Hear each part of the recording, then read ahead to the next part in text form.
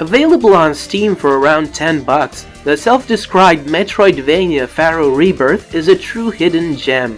Crowbon, a depressingly little-known Japanese indie developer, along with composer Pippo and illustrator Doromizu, made one of the finest indie games I've ever played. A treasure-hunting, exploratory platform game with the showmanship and over-the-top inventive craziness of the best arcade games. Before praising this game further, though, I have to make a little side note. Those expecting the interconnected worlds of a traditional Metroidvania might be disappointed. This game features a more streamlined stage-based layout. Do not mistake streamlining for hand-holding, however. All the hidden passages and invisible walls are for you to discover. The enemies and platforming sections can and will kill you if you're not paying attention or using your skills effectively.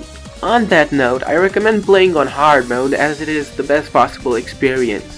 Crowbon offers us some absolutely out there scenarios presented in a suitably exaggerated way, including dodging lasers from outer space while using a JoJo's Bizarre Adventure-esque stand to beat up crazed Egyptian hotel employees. The gameplay is generally as good as this type of game gets.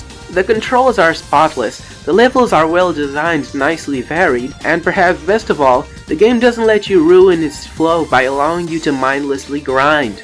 The only way to build your stats in this game is by exploring the levels and finding hidden items, which is perfect for the tone of the game. The unlocking of skills and thus areas that were inaccessible in the past is gradual, yet just fast enough to make you feel like you're constantly making progress and getting stronger as you go along on your epic adventure. To avoid any hassle though, I recommend screen capping the minimap whenever you uncover a dead end that requires a later skill, or if you're that type of player, drawing your own map using pencil and paper. This is where possibly the game's biggest flaw comes up though. If you reach 100% item completion before defeating the two final bosses, you will get far too overpowered, and the battles will just be extremely easy. So in that regard, I recommend beating the bosses first and then collecting the items.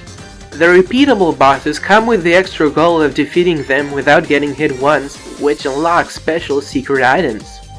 Narratively, Rebirth does a great job for what it is. The dialogue never felt like it was wasting my time, and if you for whatever reason feel that it's wasting yours, you can always skip pretty much every cutscene even if you haven't gone through the game before. I don't recommend it though. The presentation as a whole actually makes you feel like you're really an archaeologist exploring every nook and cranny of this strange yet often surprisingly serious cartoon world. The translators did a great job at making the dialogue have a natural flow to it, which is great because the character interaction is charming and often genuinely funny. The Egyptian atmosphere is nicely complemented by Pippo's tunes, which succeed at giving the game a dynamic action-adventure feeling. Graphically, Rebirth would have been impressive even if it came from a team of hardworking sprite artists. However, if Crowbon's own Twitter is any indication, he's responsible for absolutely every bit of pixel art and animation in the game, with Doromizu only having the job of drawing the non-pixelated character art and portraits. As someone who's obsessively into animation, this is particularly impressive to me because this is one of those 2D sprite games. The kind that, instead of simply doing its job to serve the gameplay, genuinely takes into account the principles of animation to make controlling your character and fighting enemies feel particularly lively. It's not quite on the level of games like Metal Slug 3 or Super Tempo in terms of feeling like you're playing a wonderfully made cartoon. The use of color could use some work, for example, but it's still pretty up there, and Crowbon is a very high-level sprite artist and animator.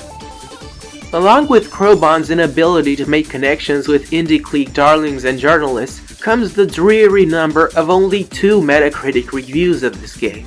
This unfairness is why I only now decided to point out that there is a shareware, untranslated version of the game out there. Beyond the English script, it lacks the extra stage of the Steam version along with the time attack mode for the car level, the difficulty setting, and updated graphics. But I chose to buy this mainly to support an extremely talented underdog developer who put loads of love, care, and effort into creating a charming little adventure that should not be forgotten. Sadly, while playing, I encountered a very strange glitch. Right before the Cairo boss, because I closed the game and restarted it in the middle of the boss battle, my save file was frozen as the boss would not reappear when I loaded the game again. This seems to be a very rare glitch, as I'm the only one that it actually happened to, but just to be safe, I recommend backing up your Steam save file occasionally, and especially before the hotel boss battle. Also, a little hint. There's an item you can only get from right after the first boss battle by doing a specific thing over and over again. Otherwise, say goodbye to 100% completion. Action Mogura, also from Krobon and completely free, is also recommended, and I might make another video dedicated entirely to it. For now though, just enjoy Pharaoh Rebirth, and remember, the indie scene is a very unfair place, and a lot of truly fantastic games will simply go by ignored by the media. While a $30 sausage flipping game will get a Garden review within hours of being uploaded to Steam, simply because it's made by a guy who's roommates with the creator of a bunch of other popular indie games. Much like the gameplay in Pharaoh Rebirth, finding underrated gems on Steam can feel like a real treasure hunt.